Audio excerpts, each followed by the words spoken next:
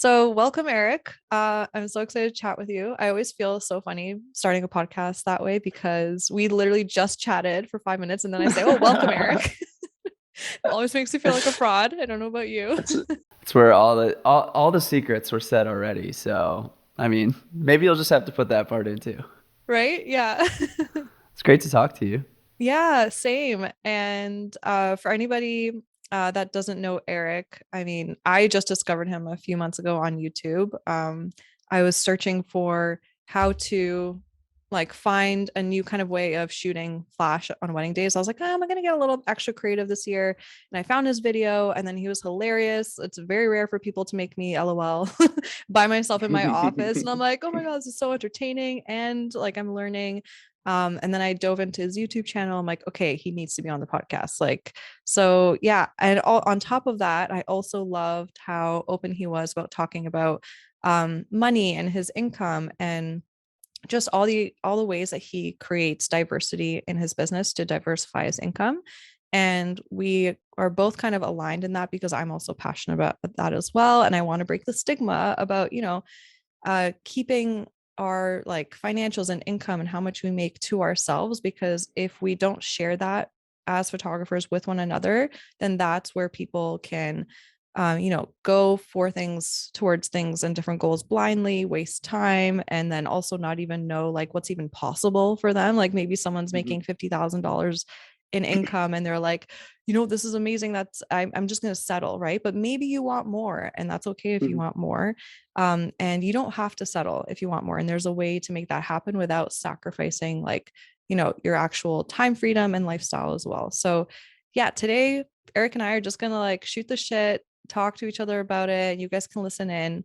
And I guess I just want to start maybe by asking you, Eric, what made you even decide to start diversifying your income? It does feel like I kind of fumbled into it. I graduated college as a teacher, as a special ed teacher, and I taught for 3 years while growing my side hustle in photography and filmmaking. Like having absolutely no idea what I was doing in that, especially on the filmmaking side. I went 4 to 5 years without even knowing the technical components of filmmaking until like I had an aha moment and realizing that learning that stuff was going to take my my artistic levels to the next level. And so I was always under the impression while I was teaching that it was going to take me probably a decade to switch over to full time. So um, when I realized quickly that just serving my clients well and getting really excited with them and giving them a great experience, like that whole mantra of my business and philosophy that I adapted really early, snowballed my business very quickly and got word of mouth going like crazy amongst a handful of different communities of friends and family. And all of those friends and family of former clients that I had already shot for just kept referring me to more and more weddings. And I was just priced at a point where those people just kept saying yes over and over. And I think a lot of them just felt very comfortable in the conversation with me leading up to the wedding, just always communicating that I wanted to be their friend. Like I wanted to be someone they enjoyed having around since I was going to be the person they were going to see the most on their wedding day. So like I would always say that phrase like, well, I'm going to be the person you see the most, so you probably don't want to hate me. And it's just like that always gets a laugh out of people. And I know that they feel that energy when I say that kind of stuff. And I'll also say things like, I'm not gonna be afraid to grab you by the shoulders and tell you everything's gonna be okay. Like I will be that person that's like in your corner and advocating for the things that you want. So with that kind of philosophy, it just, like I said, snowballed very quickly, and I was out of teaching within 3 years. I had a full ride scholarship where in the state of Illinois I only needed to teach 2 years out of the first five I was out of school. So I'd already knocked that out with the first 2 years. We had our first kid, was not planned, and I ended up doing that third year for benefits and health insurance, and that was just the craziest year of my life. I shot like 25 weddings and taught full time and coached basketball. So I guess from those early stages, I was already kind of diversifying. Like I had this full time salary that wasn't much. I mean, it was like a $42,000 salary right out of college, and I was commuting from the city to the suburbs on a train. My commute both ways ended up being an hour and a half to 2 hours every day. This was I was, also when you had your first kid, when you yeah, were coaching basketball, teaching, and shooting all these weddings. it's pretty psychotic. And a lot of people look at me and think that I'm busy now. And I'm like, I don't know. I think that was the busiest time of my life, because I was shooting almost a full-time regiment of weddings that year. And I was just needing to like stay up late and edit all of them, like while I watched a basketball game or whenever I wasn't shooting on the weekends or Sunday evenings. And just, unfortunately, it just felt like I wasn't giving the amount. I definitely wasn't giving 100% in the classroom. So it didn't even feel like I was giving like over 50%. So I was like, this just isn't fair to the kids. I'm at a point where I can switch over to full time. That was really scary for me, but I just kept that philosophy going. And I think once I started to go to a few workshops and hearing other creative ideas and people who are kind of the entrepreneurial spirit and mind, one person in particular, my friend Levi T. Arena, um, I was hearing like all of the 5 to 10 year plan dreams he had. And having been, I think when I went to his class, I was probably a year or two into full time photography and filmmaking. And it just sparked this thing in me where I'm like, I didn't realize that artists like thought about business this way or thought about their future in this way. And then I realized very quickly that I wanted to be one of those people that I didn't always just want to not know where my next paycheck was going to come from. I didn't want to have instability whenever, something would happen with the industry or whatever. So I think that's when I just started to dabble in different ideas of like, okay, how can I start making income in different ways or diversifying my skill set to not just put all my eggs in one basket. So yeah, I became friends with Daniel and Rachel over at Mango Street. They're on YouTube as well. They were in Chicago at that time. I met them at a random meetup for like, it was like an Instagram meetup. And then we kind of just kept up on Instagram for a few years. And then Rachel had severe food allergies. So they booked a wedding in Asia and she just like couldn't go because of allergies. So Daniel asked me if I wanted to come to second shoot and I did. And then that's when I started making YouTube videos. Those were some of my first vlogs and they were already on their way to being a really successful YouTube channel. And I was like, like this, more than anything, this is just brand building for the stuff that I do. And then from there, like a lot more started to snowball. So That's long answer, cool. long. That's No, I love how that. it I love happened. the backstory. And Yeah. what year was it that you kind of had that transition from letting go of teaching and just sticking with photography full time? That was 2016. Summer of 2016 is when I finished my last school year. And then the fall of 2016 into the full year of 2017 was when I was completely full time. Okay. And then I started the YouTube channel in 2018. So Oh, 2018 YouTube. Okay. Mhm. And then what was your first like so as you had that moment where you realized like, oh my gosh, we as artists can also be think more entrepreneurially. I can't even say that word. Entrepreneurially. Entrepreneurially. And also just like, yeah, have those 5 to 10 year plans and think like how to work smarter instead of harder and all those things. So when you got that kind of like hit of inspiration, what was your first thing that you've kind of put together or focused on to diversify your income from just making money through photography? Was that the YouTube channel or was it something else? Was it like a digital product? Where did you go from there? No, it was definitely print sales at first. I was on Pixie Set at the time, and when I saw print orders come in without even trying, I was like, well, that's crazy that I'm like delivering these galleries and this is a subsequent like thing that happens after I send a gallery. And then I was like, okay, how do I get more strategic with this process? Because I had a friend in the industry was who in much more of the high end photography realm. And he always talked to me about how he booked packages with clients. So if a potential client came in, he would do a beginning phone call or meet with them in person. And then he would pitch them all of the packages and say like, hey, I'll give you 20% off of any package if you book within the next 48 hours. And I was like, oh, that was the first time I had ever heard of a time constraint, like you putting a time constraint on a potential client or a customer. And I didn't know if I really dug it at first. I was like, oh, I don't know. That feels weird. I don't. And when I came to grips with that being like a perfectly normal thing that so many businesses do when it comes to running sales, like I'm like, how many times have I bought anything on sale that was on a time constraint? Like it happens all the time. I'm like, why can't I do that? And the important thing was you're still happy with it. right? Because Right. it helps you just make a decision. And usually if you're like, I really want it, you're gonna quickly decide that you want it, right? 100%. No, there's something psychologically there where it's like if people are on the fence and they need someone to make the decision for them, that really pushes them in that direction. And then what's great is then you just absolutely blow all their expectations out of the water after that. It's not like they feel weird going into that and then you're a crappy photographer, but then you actually go way above and beyond and they're just like, I can't believe we even thought of hiring anybody else. So that's what I really love doing, where it's just like, hey, here's your window of opportunity. So I never did that with my wedding packages, but I did start implementing that with print sales. So I would run print sale promos for, like for the next 2 weeks, you can have 30, 40% off. And I would just mark everything up so that I would still make profitable margins on, any orders that came in with those discounts. And that incentive I started to see a lot more print orders roll in. I was like, oh, that's really interesting. So then when the Cubs won the World Series in 2016, I went down to the stadium and photographed the stadium, like World Series champion on the Wrigley marquee.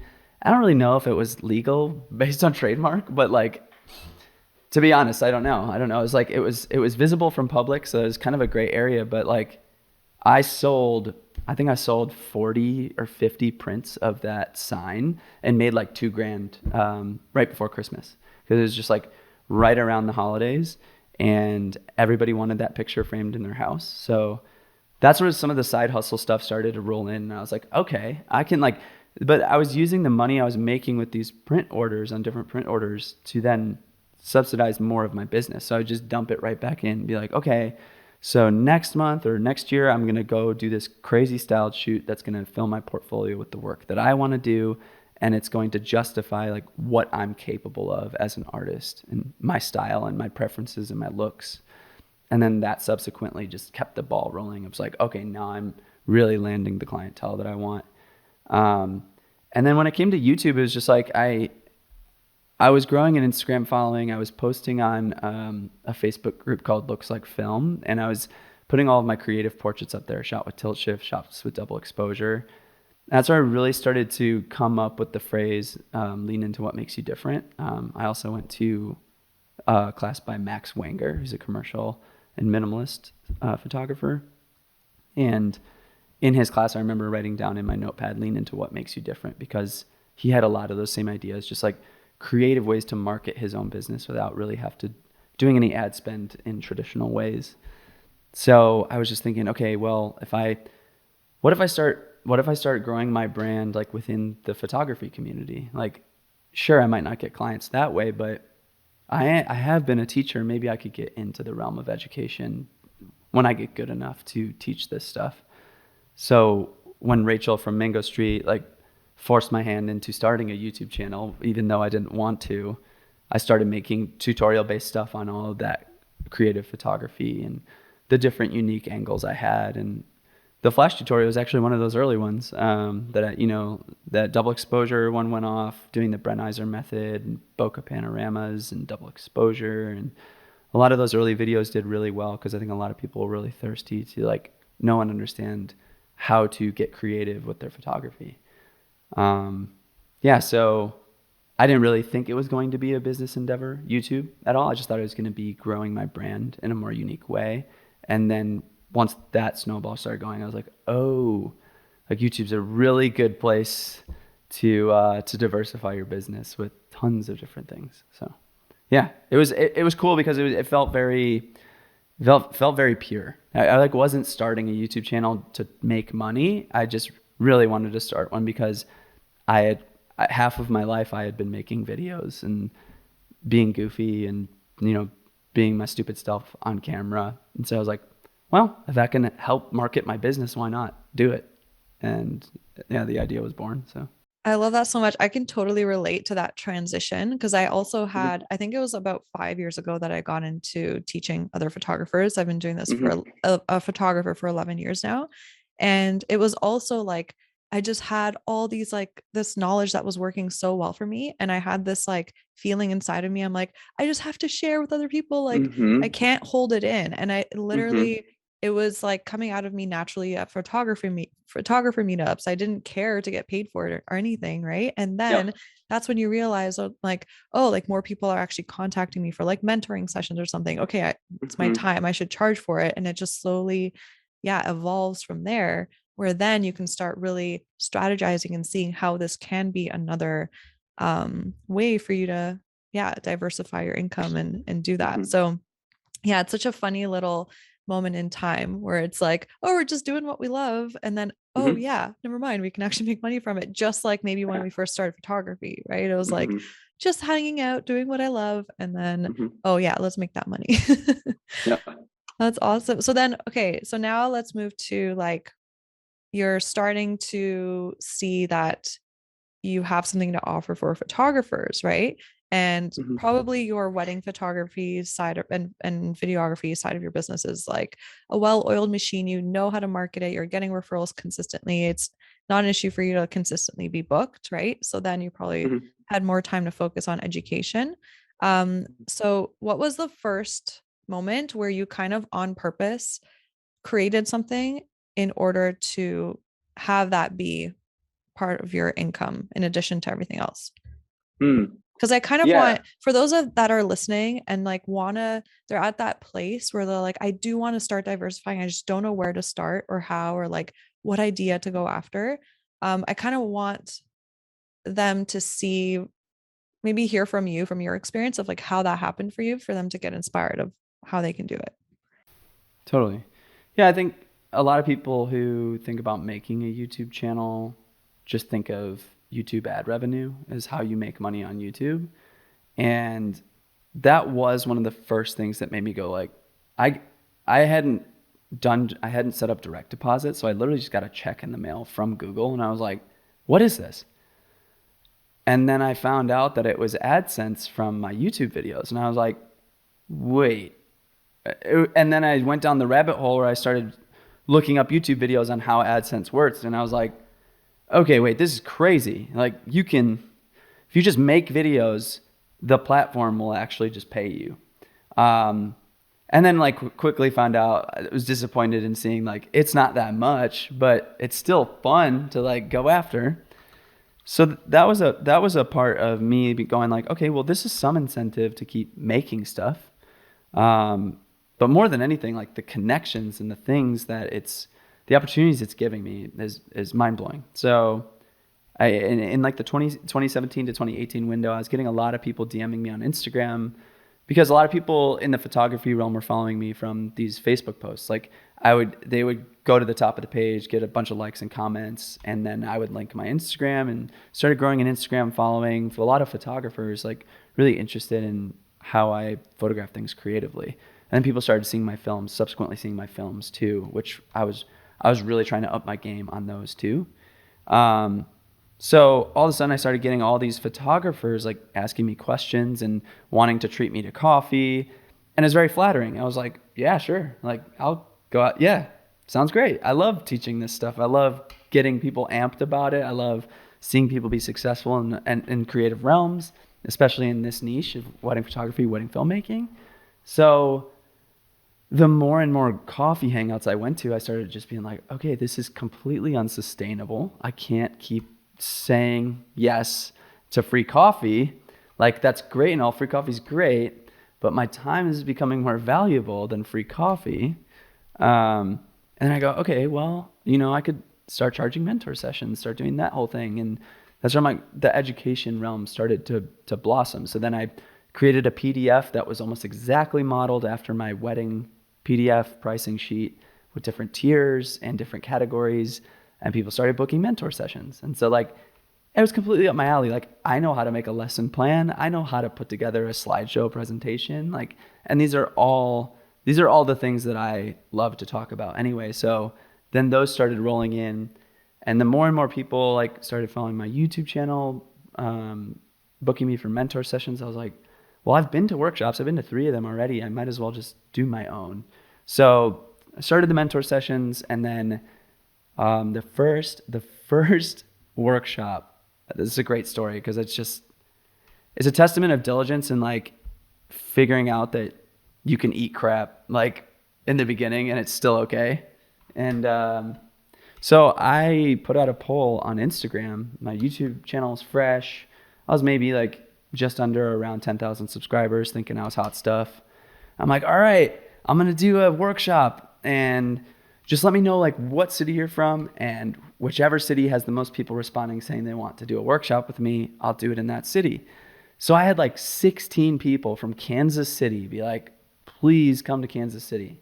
I was like, great. If I could just get half of those people, 8 to 10 maybe, to book a ticket, make it pretty affordable, I'll do my first workshop. So I rented a studio space.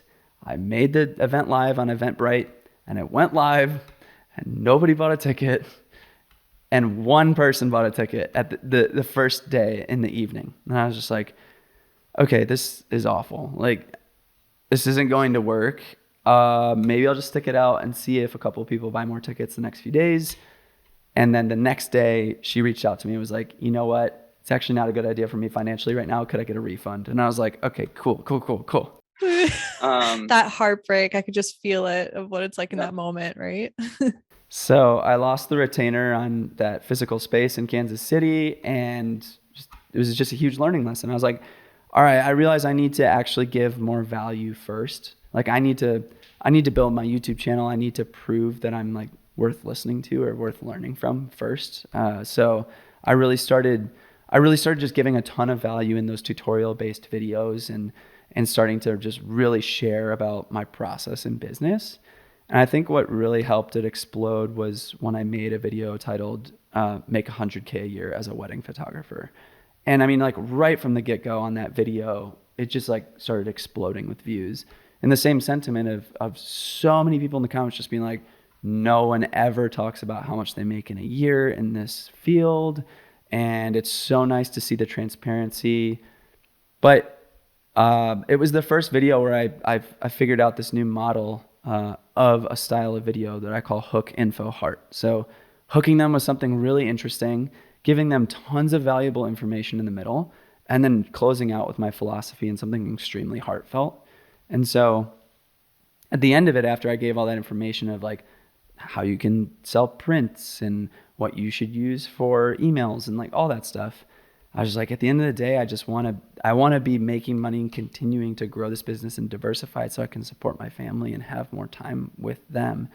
And then also just serve my clients, because it's just not about me. And then it went into a whole slideshow of just incredibly emotional wedding photographs, and people are like, I clicked on this video to learn about making money and now I'm crying at the end, you know?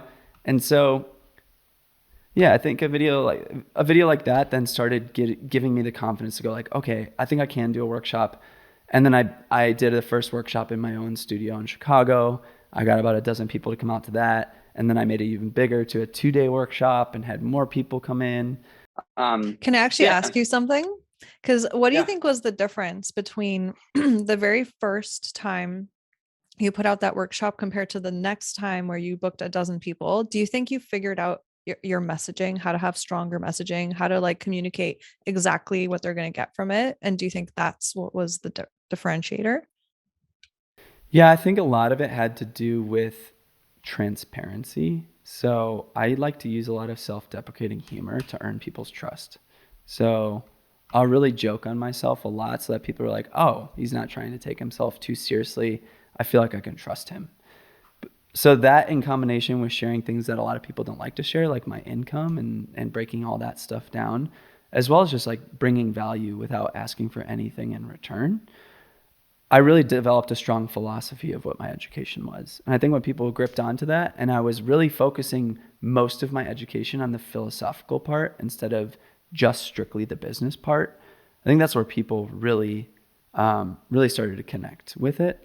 Because when I went to a workshop called Workshop in Brooklyn from 2016 to 2018, and the most impactful classes were Jonas Peterson and Ben Heish, who told stories that there wasn't a dry eye in the house. And I know those were some of the most impactful moments from that workshop. And then I started having those same moments in my career. And I'm like, well, I could share this after I give all the technical stuff. Like, sure, let's cover all of our bases on how to do this craft, how to run it as a business, and then really kind of close out with like, but you're only going to make it sustainable if you have a strong bedrock of what your philosophy is. And so, really challenging with people with that, where it's just like, okay, but if you do want a 5 to 10 year plan, you need to have a philosophy. Like you need to understand why you're doing this, and not just do it for cash, because there's a very rare amount of people that will just do a job like that for cash and stick with it for the long haul. Yeah, and people can So, feel the energy, or and people can feel the intention, the energy through, I believe, even like our posts on Instagram, when we show up on YouTube, on mhm, stories, podcasts, everything.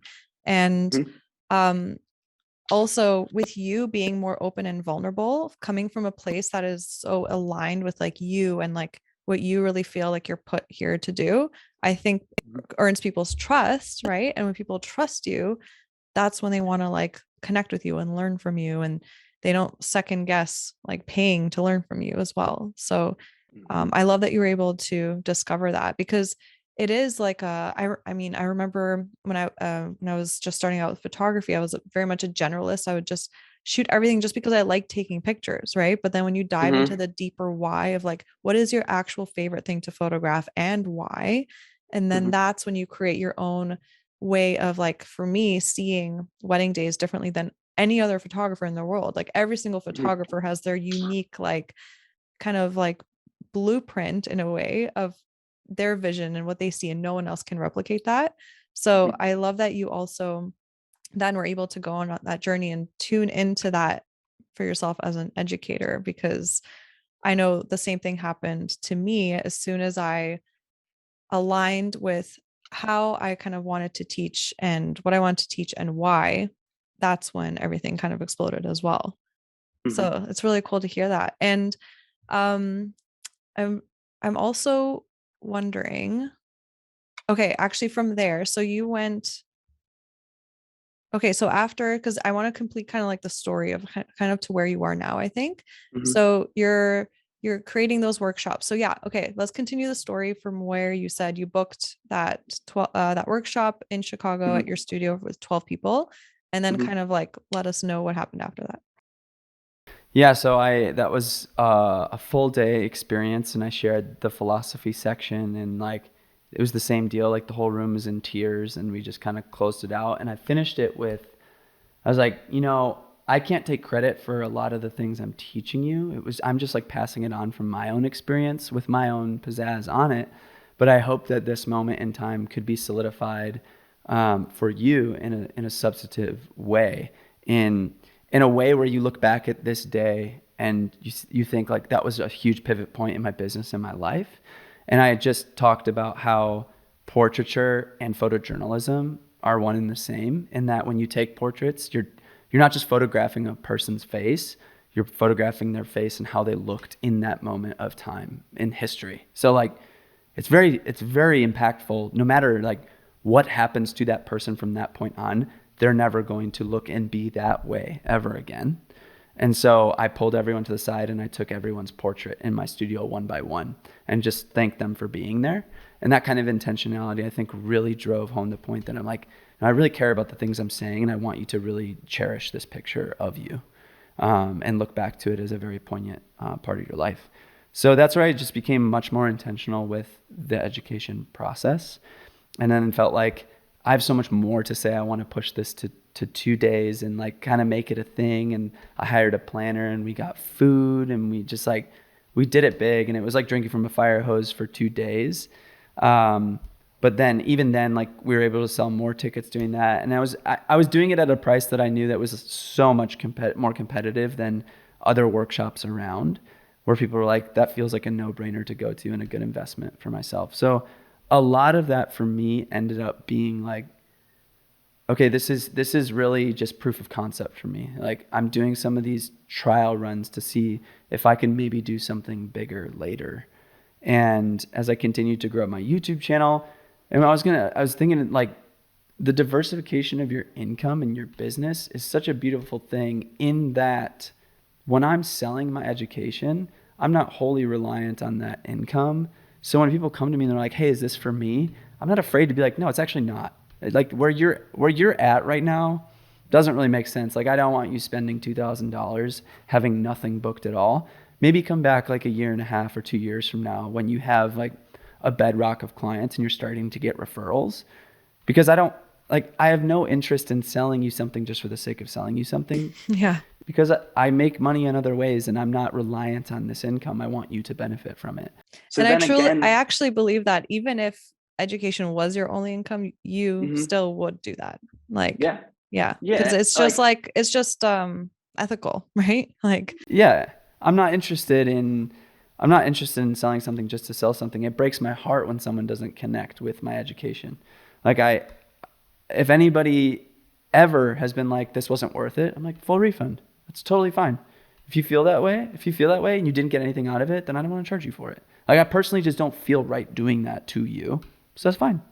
Um, and yeah, it's really cool. In the same way too, it's like, if I don't connect with someone philosophically for a wedding, or like I have some planner that's coming in and trying to force my hand at like lowering my prices because it's going to be the wedding of the year or whatever, I'm like, I don't need it. I don't like, not, these aren't lining up. The philosophy isn't lining up. My rate is my rate on that side. Like, it's okay. There are other people that would probably be a way better fit than me. And just having that like ability to figure out like where I can really intentionally spend my time with my clientele and people who want to learn from me is incredibly powerful. And the whole concept of saying no, this isn't for you, just earns people's trust even more. Where they hear stories of that or see me on a live and I'm like, I don't think it's for you right now. Then they're like, oh, he's not lying. Like, that's great. That gives me more confidence in making this investment, you know? actually, Yeah. I want to like circle back to when your like first workshop hashtag flopped, pretty much, Yeah. right? Like, it's so funny because I find a lot of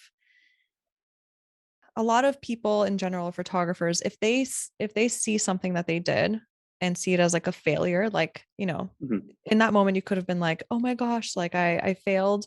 And but really it was actually like a learning lesson that took you to figuring out a Mm-hmm. way that worked for you. And I actually want Mm-hmm. to share like one of my first workshop stories as well, because it's so funny. I did the same thing, go on Yes. Instagram, do a Yeah. poll, who would be interested, right? And I'm like, okay, this is going to be more of like a just a Q&A type circle Mm-hmm. vibe.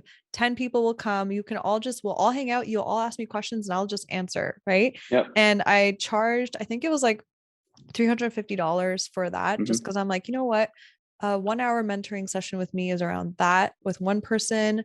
And so if we're going to be hanging out for like 5 hours doing that, I'm like, that's totally, that makes sense. So I just charged that, booked like, all of those people, all those spots. So I didn't have a flop in that sense where I didn't book the spots. But Mm-hmm. then when, everything like unfolded during the workshop, I didn't have like a slide deck prepared because I set expectations. I was like, this is what I'm going to be Mm-hmm. offering, right?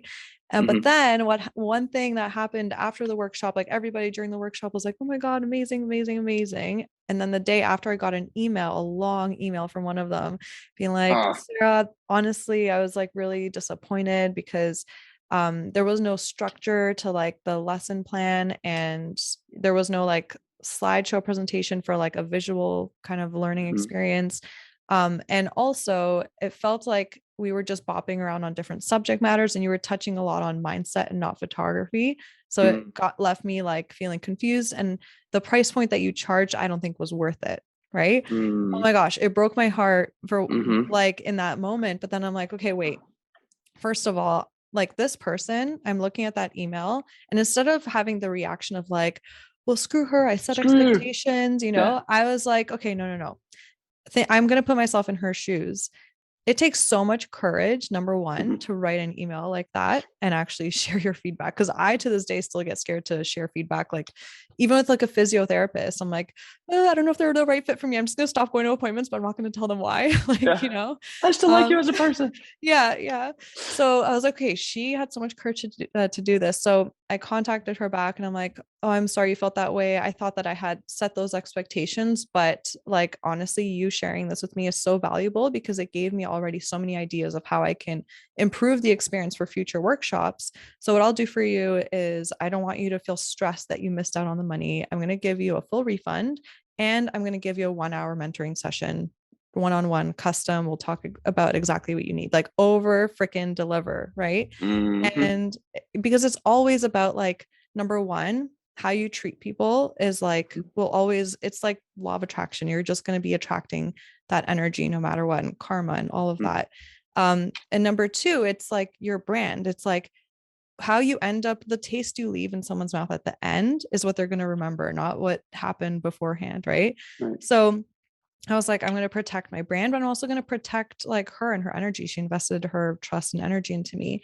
And then from there, what I did, like I then really was like, okay, what do I really want to focus on teaching on this next workshop? And because of her, thanks to her, I was able to create a whole presentation, teach a lot of things that I'm passionate about talking about. And that this was maybe like 4 years ago. And now, after 4 years of really continuing to, grow on like, okay, but one workshop with me focusing on workflows, outsourcing, and how I document weddings, that's too discombobulated. It's all over the place. Okay, let me create focused courses. That's what led me to me having my like online courses now that are very super focused and intentional. Mm-hmm. And so for those of you that are listening that are like at the point where you just want to, start like going for your offering your first workshop, and you're hearing the stories of like, oh my gosh, but what if no one books, just like maybe for Eric initially, or what if I have the workshop and then people are unhappy and they email me and I failed, right? I want you to take both of our stories and realize that from these quote unquote failures, they just became lessons, and they gave us clarity on how to become better, how to offer better experience for people, and that if you're not failing, you're not trying. So I would suggest that if you just along the way as you fail, you do what is ethical, and like Eric said, if someone's not happy, he's going to fully refund them. Same here, right? Because initially in the short term, you might be thinking, oh my God, but I'm losing on $350. But what you're actually gaining is actually technically so much more money if we're just thinking about money in the long run, because that's what's going to give you the opportunity to improve what you create. And that's going to create word of mouth, and that's going to create way more sales for you than holding on to that $350 initially, Mm-hmm. just because you're like, my ego, right? So yeah, don't get scared to, start your first workshop or do your first mentoring session, because I promise you, it's not going to be perfect. It's going to be messy, but Mm-hmm. that's beautiful. And you're going to learn so much from it. And I think as long as you're just transparent with people, like maybe, hey guys, this is my beta workshop. I'm trying it out. That it will never be at the same price ever again, because it's only going to improve from here. That's how you Mm-hmm. can kind of like protect yourself as well, to like make Mm-hmm. sure you don't let people down, because you don't want to let people down, right? Mm-hmm. So I just wanted to throw that in there, because I don't want fear to stop people from, going to that next step and that next level. So, I mean, I had the YouTube channel going in 2018, growing it into 2019, really started to see it take off. Started doing like my first brand deals on YouTube where I was like, whoa, brands want to partner with me. They want to send me stuff. They want to pay for sponsored videos on the channel. I was like, okay, this is a new form of diversification within the channel. So I was like, okay, I have YouTube ad revenue going. I have sponsorships coming in. I have Amazon affiliate links in the description. And I'm like, man, this is like multiple streams of income coming in. I have my print sales still going. I have my wedding business. It was pretty dope. Like, Now you're feeling like hot shit. Yes. Yeah. but then I made another hook info heart kind of video where I had just been like binging Andre Jick and Graham Stephan finance YouTubers, and they're talking about passive income and how to do it, and I'm just like, oh snap, like I have a YouTube channel now and I could start doing these things. And so I made my own passive income video. But I don't think like really anybody in the wedding photography world is making a passive income video. So I shared all of the information there. I did a funny start, tons of information in the middle, and then a really sentimental part about my family in the end with footage of my daughter being born.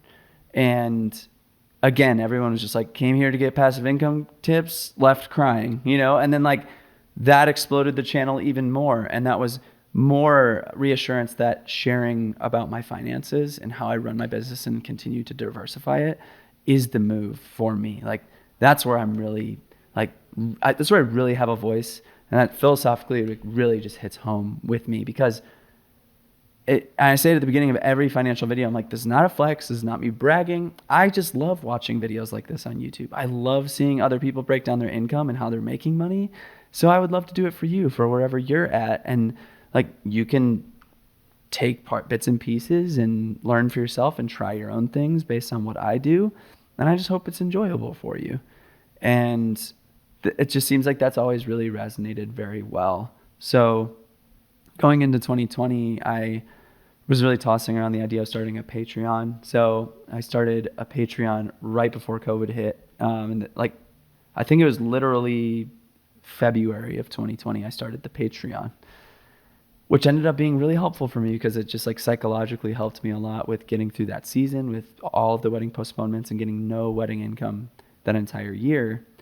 But YouTube stuff just kept rolling, like more sponsorships. People kept signing up for Patreon for $10 a month, just like doing more in-depth videos on just educational things in the photo and filmmaking world, and in the world of weddings, and tipping into some commercial work stuff and contracts, and yeah, just like another layer that's past YouTube, that's like the YouTube videos kind of, the 5 to 10 minute window. And a lot of these Patreon videos are anywhere from 12 to 60 minutes. So you're like, it's just that next layer of education you can get from me. So there's this tier of just free content all the time. You just subscribe to my channel for just $10 a month. You can jump on Patreon.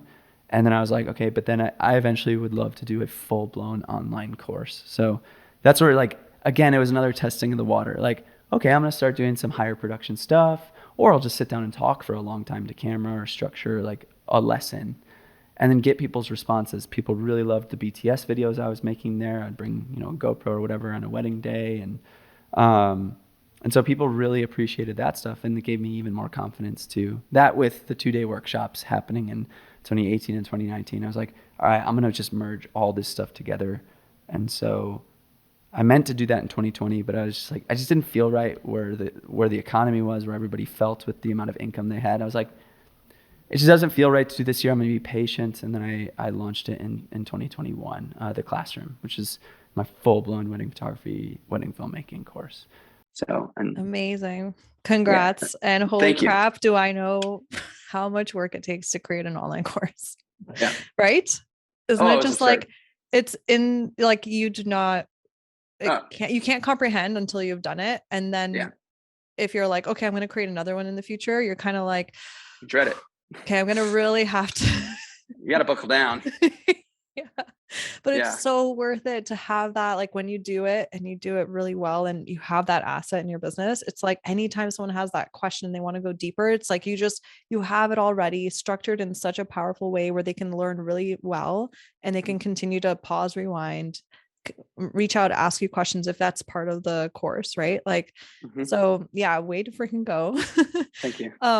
So it's so cool actually, because I was taking notes as I was like listening to you, because the way I digest information is I write, and then somehow it stays in my brain more. And I'm like, that's looking here. Pardon? That's what you teach? That's what I teach. Yeah. It totally works. And I'm looking here, and it's like, just to give people like a little bit of like a roadmap of where Eric has been.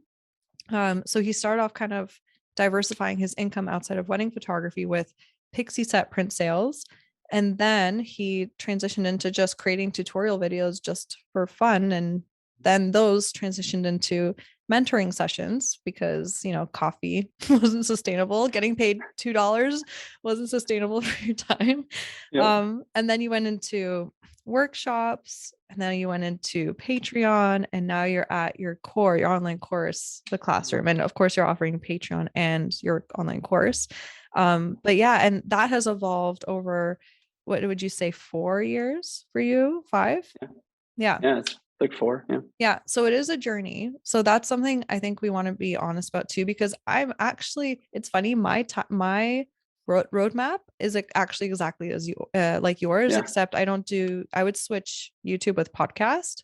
And I don't do Patreon. Instead of Patreon, I have 3 separate courses. So I have like a mini course that's like teaches in something that's like tangible. You can get quick results within 5 lessons. and then a medium sized course, which is how I teach photographers how to storytell on wedding days, like, and how I prep my couples, how I shoot on wedding days, all behind the scenes footage of like 3 wedding days. And then I have my outsourcing made easy course, which is like the big like lifestyle shifting course from like to pretty much double your income and then cut your working time in half. So just like you, Eric, said, have more time with family, because that is always my goal as well, right? So I was able to kind of like break those up. So I'm focusing my energy on podcasting and those courses. And took a whole different path, but we're pretty similar.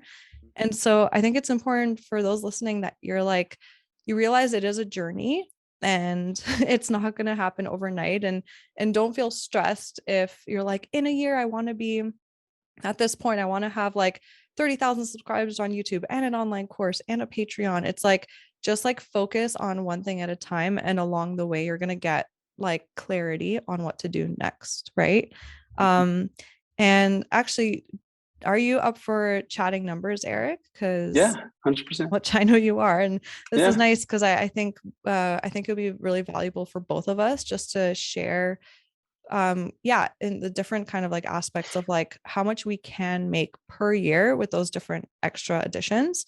So maybe I'll go first. Off the top of my head, I'm trying to, oh, actually I do have, no, I remember numbers pretty well. Okay. So let me focus on 2021, and just remember, guys, these are like my best numbers so far. Like it took me some time to get there because the first 2 or 3 years of my education, it wasn't very profitable because I was putting so much money back into the production of the podcast, creating the online courses. Like I had to have someone video me and then my virtual assistant edit the videos. And oh my gosh, you just continue to like invest money in the business. But then now recently it's been very, very profitable. So keep in mind, it takes time. So last year, I remember I made about, I think it was $6,000 in profit in pick time print sales. So again, that kind of like first layer of diversifying your income. And then I also dabbled in stock photography. I don't know if you've ever tried it, Eric, tried it out. So it's kind of like, you know how you're like, oh, that like YouTube, what do you call it when you get paid for the ads on YouTube? AdSense? AdSense. Yeah. Yeah. So that's kind of like what stock is. It's like not that much, but it is like a little like, ooh, that's exciting, a little bit extra bonus every month. So last year I made about $5,500 in stock photography. I have about 2,000 images just sitting there. And after experimenting, I realized it wasn't really worth my time. So now I'm just like done adding to it, and it's just going to sit there forever and just forever make me about that much money a year or more sometimes, right? So I have that. And then with my wedding photography, I make about $150,000. This is in revenue. So not income. Okay, guys. Revenue is gross sales. With expenses and with my taxes that I have to pay. So keep that in mind. So that was about 150,000. And then my crystal clear marketing mini course that I launched January 2021 up until this year, up until now, I'm recording this, what is it? May 25, 2022. $15,000. And then my intuitive storytelling course on wedding photography up to date is about $45,000. And then my outsourcing made easy course, the big transformational one, is up to date about $100,000. Awesome. So, and from 2020 to 2021, because that's only when the doors opened for it. And then in fall 2022, that's when my outsourcing made easy doors are opening again, because I open it once a year because I support my students more that way. So yeah, in total, I would say my revenue last year in 2021 was my best year yet. And I think it was about $360,000 in revenue. And 1/3 of that, or a little bit more, I would say like 60% was my income, because my expenses weren't too high on the education side. So that's a little breakdown of what is possible for you guys. And remember, it took me 5 years to get to this point. So yeah, Eric. Yeah. We had a very similar 2021, and I made I made a whole video breaking all of that down. So if you go to my channel, just Eric Floberg, you can find that back. I think I made it in January of this year. I think I released it on New Year's Day.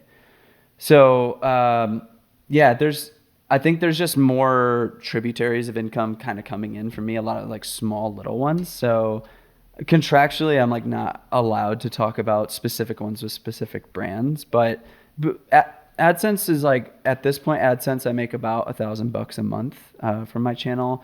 I have just over 140,000 subscribers. I don't really post all that often, to be honest. It's another philosophy I have. Yeah, I'm at a place now where I'm just like, if people want to watch me, they can watch me when I post videos, and I don't need to feel beholden to making one a week, and that's fine. And I think people thrive. I think people thrive in scenarios where they like, I have to be posting every single Monday. Great, you do that. I won't do that. We're good. Because I'm finding plenty of success in my own mental health with posting when I want to, and if I'm obligated to, with a sponsorship.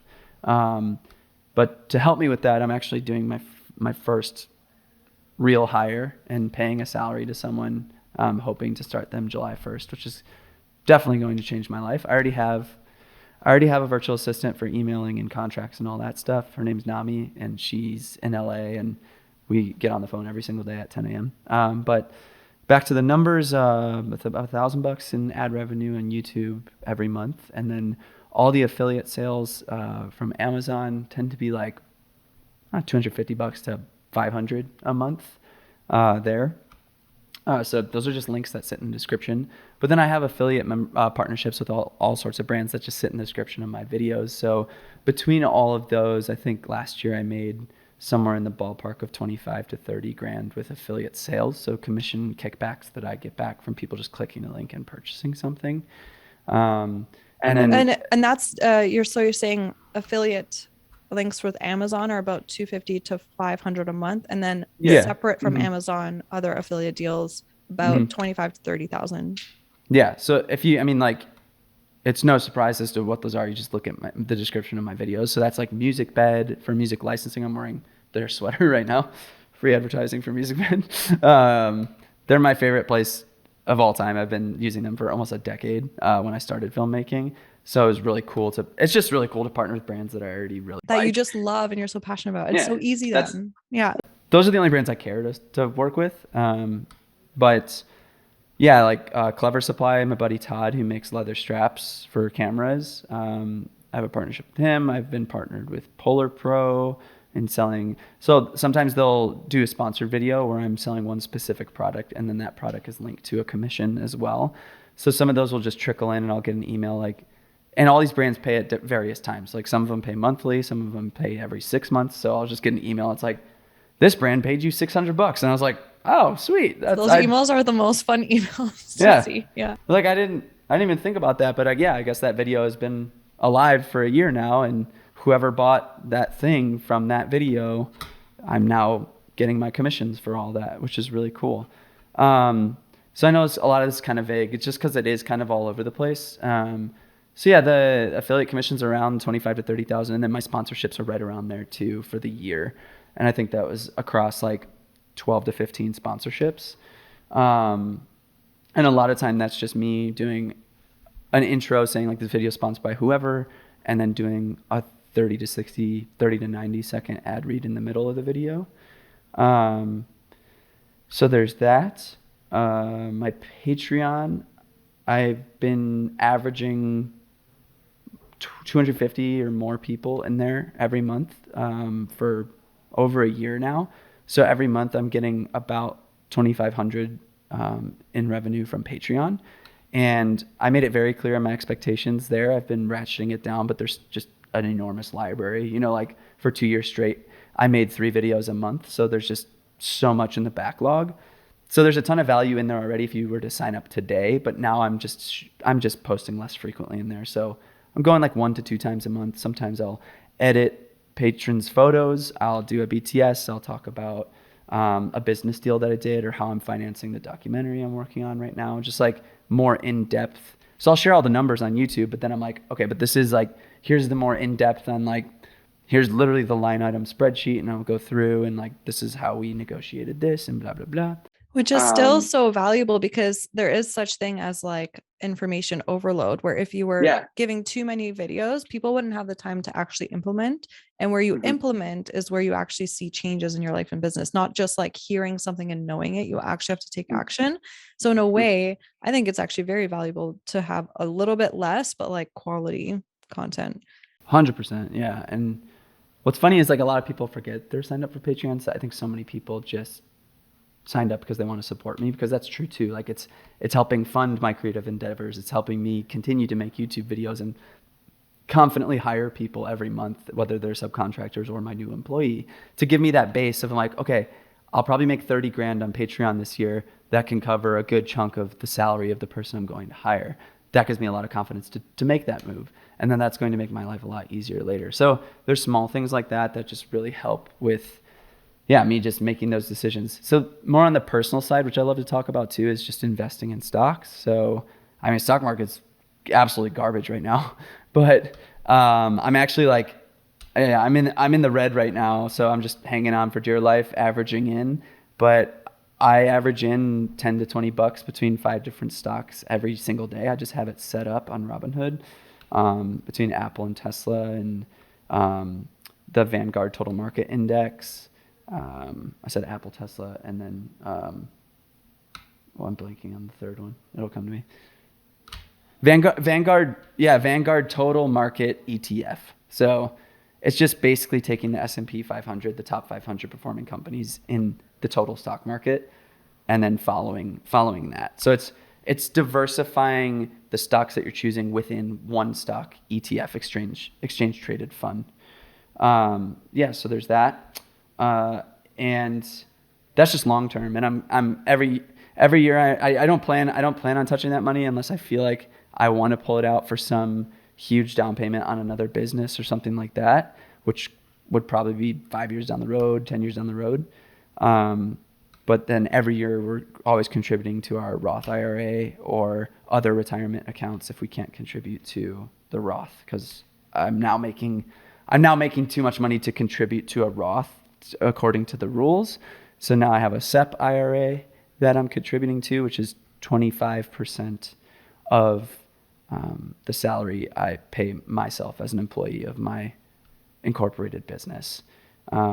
So I'm going on a lot of tangents here, but yeah. Yeah. So there's all the retirement stuff there, but I also really consider our real estate as a form of long-term investing in retirement as well. So we bought our first piece of real estate in 2018, which is a condo for $260,000. And I think we put down 10%, 26,000 when we bought it, and just we did extra payments monthly for a long time. And then in 2020, when rates were way down, we refinanced that 30-year mortgage to a 15-year mortgage.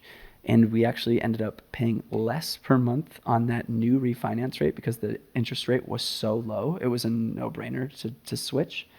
So now if we paid every single month the amount we're supposed to pay, it will be paid off in about 12 years now. So we kept that condo when we moved to our house last year. And now we have renters in that condo, so they are subsidizing that mortgage. And I mean, we pay like $40 extra every month to offset the cost of what the mortgage is, but that's just being paid into equity of the property, and the value of the property is already up to like $350,000 now in 4 years. Who knows? That bubble might burst very soon, but what's great is like in that gives me the power to, again, it gives me the confidence to hire an employee or potentially refinance that mortgage, do a cash out refinance. Like if I want to do a huge lump sum into another business or more real estate, I could pull from the equity in that condo and just do a ton of other things. Like I could, right now as it stands, we have about 160 to 180,000 in equity in that place. And with a cash out refinance, you could take up to 80% of your equity based on an appraisal. So I could probably pull out $150,000 and just have that in cash ready to go to invest into something else if I wanted to buy another property or buy a commercial property or something like that. Yeah, that's so fun. That's our next move that we're Mhm. going to be focusing on. And I can't wait to start learning more about that and like Airbnb and all of that. And Mhm. we just invested last November 2021 into, I don't know if you heard of Mel Abraham. He's like Mhm. financial freaking guru. He like teaches you how to build a money machine that's ends up being sustainable and that you could live off of that and not have to like continue to earn Right. money, Mhm. essentially early retirement. Yep. If you wanted to, I mean, I love my work so much. I'm never going to actually want to do that, but I do want Right. to have that like nest egg, be able to have different experiences in life, all that Mhm. kind of stuff. And yeah, we bought his program, The Affluence Blueprint, and we dove Very into cool. it in my third trimester of pregnancy. And then now in the last 3 months with having a newborn, we're like, okay, pause. And then as soon as we're like, we feel ready again to dive into that, we're going to. So that's Yeah. like the next step. So it's so fun that you're already there and like playing around with stocks, with like property Mhm. and all of that. So yeah, it just I'm really impressed with you and how you're like, choosing to make choices that will make things happen for you. And you're not just, letting things like happen to you in life. You're To me. actually in the Yeah. driver's seat and you're making things Mhm. happen, making those choices. So yeah, that's amazing. Yeah, thank you also for sharing all of that. Is there anything else Of that you course. wanted to share about around? Yeah, there's, I talked to Patreon, the classroom, same deal. I'm releasing it again this July. The window is going to be July 18th to 25th. And I mean, just for marketing purposes alone, having it be in a window of time where I'm not marketing it the entire year, but I can dedicate like an entire month to being like, enrollment's open, get in now or don't get in. um, and that was, again, like bringing that philosophy of marketing, like we talked about in the beginning of the podcast, of just like, this is what it is. This is what's sane for me. Because I like to have all the conversations around uh, if you're in the right place to get this course right now. Like I want to be having those personal conversations. I don't want a virtual assistant to be doing those conversations. In the same way, giving the time that I want and I feel like students deserve in that time frame, especially when I'm selling it, is why I only leave it open for a week. I definitely am very interested in making it evergreen in the future, but then that's when I would be setting expectations where I'm like, it's going to be evergreen, but I'm going to be a lot more hands off. Like you're not going to get the same kind of interaction with me that all of the beginning students had. Like I'm not going to be as active in the Facebook group because it's going to be evergreen now, just for my own sanity and me needing to not be on my phone all the time in front of my family. So that's the reasoning with that. With our last drop, we did about 250,000 in gross revenue. And then we offered it either upfront, paying for it upfront, or you could bundle both photo and video for 50% off in the second one. So there's incentive there to get both. And then we offered interest-free financing for 6 months to soften the blow, just giving tons of options to people. Be like, and again, it was like that. It's that stair-stepping thing where I'm like, I never would have felt confident selling a $2,000 course to people had I not opened up a Patreon and done the 2-day workshop and like done all of these prerequisites to be like, no, my value is this with my education. And the way I sell it to people, I'm just like I said, I'm not going to BS you. If I don't think you're ready for it and I don't think a $2,000 investment is good for you right now, do not buy it. But if you are like in that phase where you're looking to go full time or you already are full time, like you could very easily pay it off with just booking one more wedding. And it's like, it's a pretty easy sell to a lot of people. It's like, if I could just get you one more, two more, maybe you might even get the referral in the Facebook group. Like it would be worth it for you. So yeah, it's a tricky thing. It's an incredibly hard thing to make and create. Just the amount of hours to put into that thing. Each one of both the photo and the video are 15 to 16 hours of content. So it's just like, it's a behemoth of a thing. Behemoth is the Um, correct word for that. yeah. Yeah. Oh my gosh. So yeah, tons of value, but yeah. Yeah. I love how like again, you being so honest with people. Like I did the same thing. Like with people ask me, they're like, Sarah, I'm not quite, some photographers just like know, like, oh yeah, this is the next step for me, right? They just kind of know. And then sometimes they're like, Sarah, this is where I'm at in my business. Is this the right fit? Mhm. I do the same thing. I'm like, nope, not yet. Get to this point and then this will be the right fit, right? Mhm. And also, oh my gosh, brain fart because new mom, less sleep. I went to sleep at 1 a.m. last night because I had an engagement session Yep. up north. Oh And my goodness. I'm like, I don't remember what I was gonna say. I remember. Okay. So also for those of you that are like figuring out if you do want to create like a mini course or like an online course, because I know you all are just at so many different levels. Some of you are like just starting your photography business. Some of you are 5 years in, 10 years in. Um, I love what like Eric that you said, you can have the option of creating it how you want. So you can do like a launch of a course and once a year in order to be like really active when you're like really making sure it's who it's the right fit for, marketing it, selling it, and then supporting your students. Or you can also create an option where it's more or less just like, here it is, sign up and you learn it at your own pace on your own. Maybe there's a dedicated, community Facebook group where people just connect in there, but you're not as active teaching. Like, just so you know, both options are there. You can totally design your educational business by design how you want to do it and not feel like you have to always be on and on your phone and answering questions if that's not what fulfills you in the educational space. Like maybe you have an upsell on like more one-on-one coaching and that's where you shine and that's where you prefer to help teach better. So there's so many different ways of doing it, and that's why I have like my two smaller courses. I don't like calling them smaller courses because they have such a big impact in what they're meant to do. But yeah, those two are pretty much available anytime. And then my outsourcing made easy one. Again, I do the same thing. I launch it once a year because it's like I need to be in there like coaching and supporting because that's where I feel like I can take their results to the next level.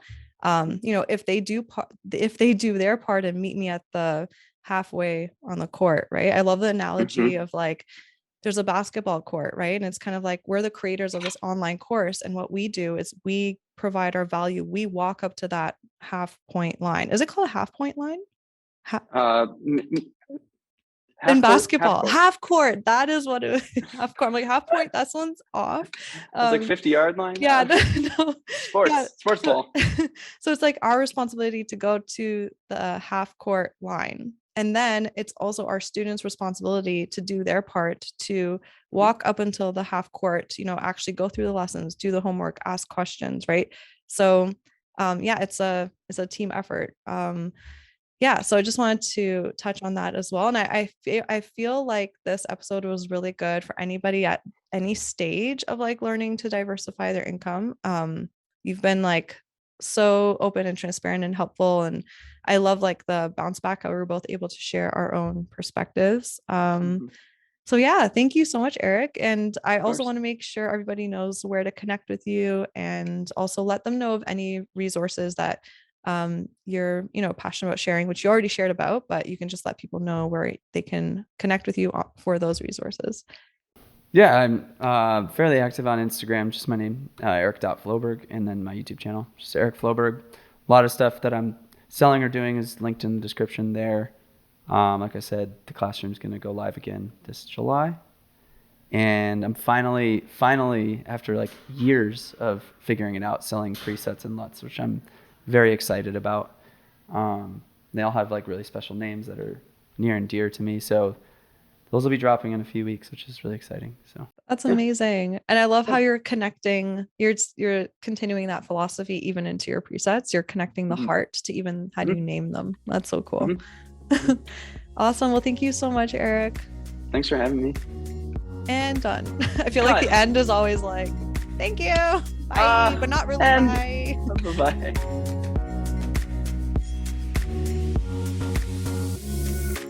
Yay! Hey, thank you so much for hanging out with me and tuning into this episode. If you got value out of it, please feel free to message me on Instagram at Sarah Monica Photo. That's Sarah no H, Monica with a K photo, to let me know. I get so freaking energized hearing from others that what I've said has had a positive impact on their lives. Also, make sure to hit subscribe to the Shine and Thrive podcast